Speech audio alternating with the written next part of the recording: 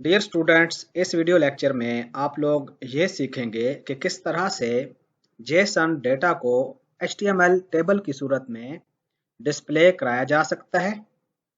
इस पेज में आप देख सकते हैं कि हमारे पास वेदर इंफॉर्मेशन मौजूद है जो कि हमने इस टेबल में डिस्प्ले कराई है।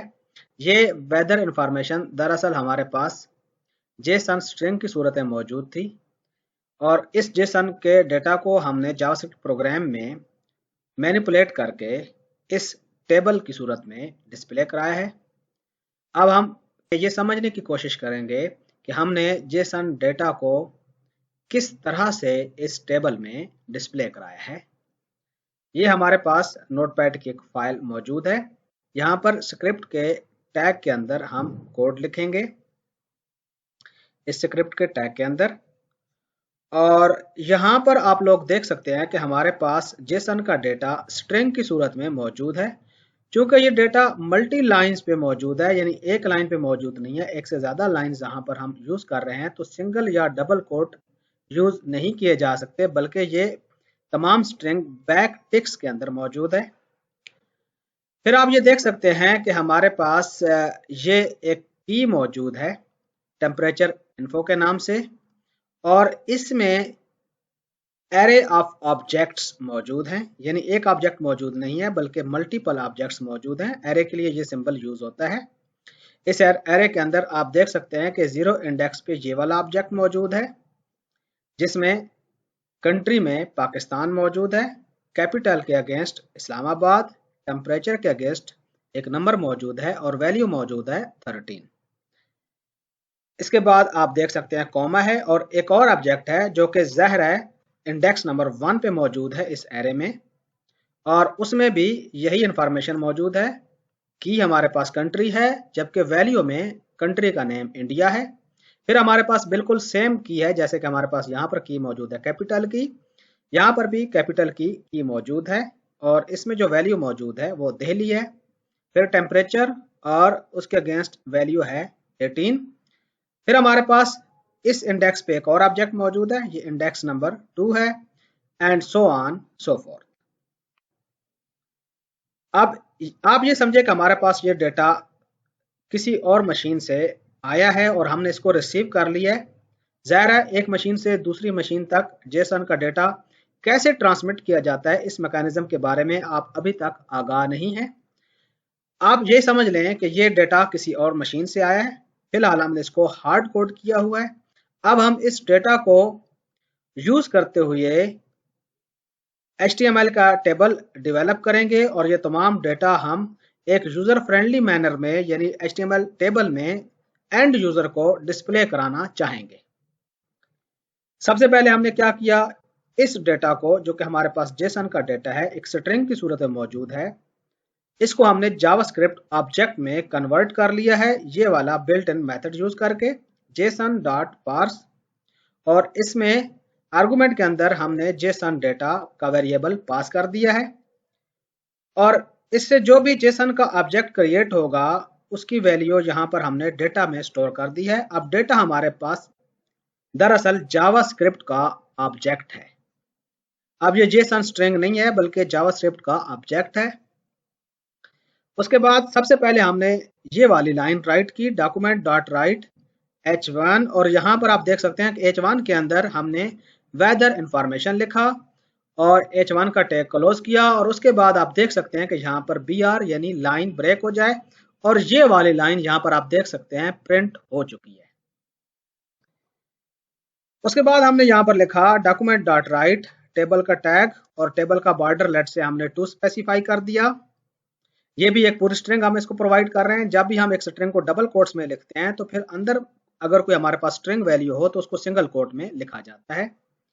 यहाँ पर हम डबल कोट्स अगर यूज करेंगे तो एरर आ जाएगा। उसके बाद हमने लिखा TR यानी फर्स्ट रो, और उसमें TH यानी table heading. First table heading है हमारे पास country, TH close. Second heading है हमारे पास कैपिटल, TH क्लोज। फिर हमारे पास थर्ड हेडिंग है टेम्परेचर, TH क्लोज और TR क्लोज। और इस तरह से हमारे पास पहली रो क्रिएट हो चुकी है। उसके बाद आप यहाँ पर देख सकते हैं कि हमने यहाँ पर लूप का कंस्ट्रक्ट यूज किया है क्योंकि ये हमारे पास एरेज में वैल्यूज मौजूद हैं और हम इन तमाम ऑब्जेक्ट्स को वन बाय वन एक्सेस करना चाहते हैं और इनमें कंट्री, कैपिटल और टेम्परेचर की जो भी वैल्यू है उसको कॉलम्स में डिस्प्ले कराना चाहते हैं। और यहाँ पर आप देखें हमने आई को 0 से इनिशियलाइज किया क्योंकि एरे हमेशा 0 से स्टार्ट होता है, तो यहाँ पर हमारी मजबूरी है कि हम लूप का जो वेरिएबल है कंट्रोल करने वाला उसको 0 से ही इनिशियलाइज करेंगे। उसके बाद हमने लिखा I less than data dot temperature info dot length, यानी इस डेटा के अंदर एक एरे मौजूद है जिसका नाम है टेम्परेचर इन्फो। इसकी जितनी भी लेंथ है वहां तक ये लूप चले, यानी इसकी लेंथ आप देख सकते हैं इस केस में 1 2 3 4 5 6 7 है, तो लेस देन 7 तक हम लूप चलाना चाहते हैं क्योंकि ऑलरेडी हम लूप का स्टार्ट करेंगे 0 से। उसके बाद बार बार जब जब लूप चले इस आई में इंक्रीमेंट होता जाए। सबसे पहले जब पहली दफा कंट्रोल यहाँ पर मौजूद होगा, 0 ज़ाहिर है लेस देन 7 है, तो हमारे पास इस लूप में कंट्रोल आएगा और ये वाला सारा कोड एग्जीक्यूट होगा। हमने यहाँ पर सबसे पहले लिखा डॉक्यूमेंट डॉट राइट TR, फिर हमने लिखा डॉक्यूमेंट डॉट राइट TD और इसकी विड्थ हमने लिखी है 50। उसके बाद हमने यहाँ पर प्लस लिख दिया और हमने यहाँ पर लिखा data dot temperature info dot country, यानी टेम्परेचर इन्फो के इंडेक्स नंबर 0 में कंट्री की जो वैल्यू है वो इस कॉलम में मौजूद होनी चाहिए। और ये आप देख सकते हैं ये डबल कोट्स के बगैर है।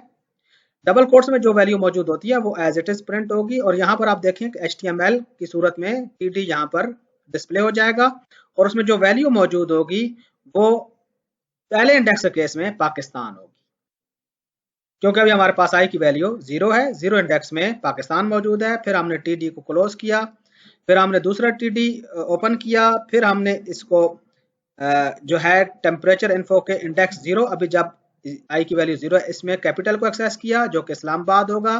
फिर TD को क्लोज किया, फिर हमने TD एक और ओपन किया और हमने टेम्परेचर की वैल्यू को एक्सेस किया जो कि हमारे पास 0 इंडेक्स के केस में जब पहली दफा लूप चल रही होगी 13 होगा और उससे आपके सामने ये वाली रो जनरेट हो रही है। और उसके बाद सबसे आखिर में हमने इस रो को क्लोज कर दिया और यहाँ पर ये वाला डेटा मौजूद होगा।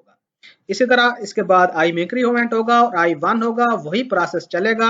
1 के केस में ये वाला ऑब्जेक्ट एक्सेस होगा और ये तमाम वैल्यूज इस रो पर मौजूद हैं, इंडिया, दिल्ली 18, और ये इस ऑब्जेक्ट तक तमाम लूप आइटरेट होती रहेगी जब तक वो लेस देन 7 है। यहाँ पर इसकी लेंथ की इक्वल हो जाएगी आई की वैल्यू 7, लेस देन 7 नहीं होगा तो यहाँ पर हमारे पास ये वाली लूप खत्म हो जाएगी और कंट्रोल यहाँ पर मौजूद होगा।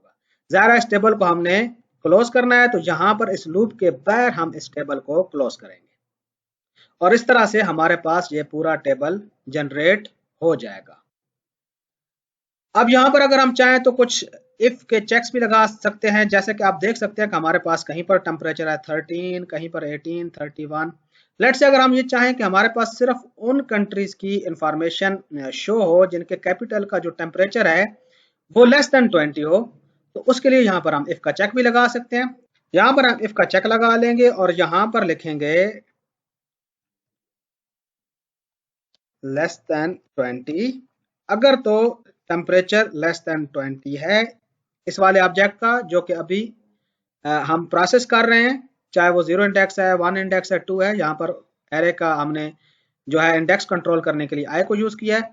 अगर इस ऑब्जेक्ट का करंट ऑब्जेक्ट का टेम्परेचर की जो वैल्यू है लेस देन 30 है तो वो उसके लिए रो क्रिएट हो, वरना रो क्रिएट ही ना हो, यानी वो डेटा रो में डिस्प्ले ही ना हो। कंट्रोल एस किया, पेज को रिफ्रेश किया और अब आप देख सकते हैं सिर्फ उन कंट्रीज की वेदर इंफॉर्मेशन डिस्प्ले हुई है जिनके कैपिटल्स का टेम्परेचर लेस देन 20 है।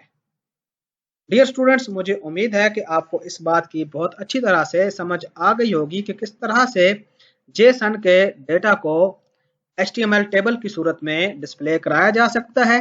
इसके साथ ही हमारा ये वाला वीडियो लेक्चर खत्म हुआ। Stay blessed.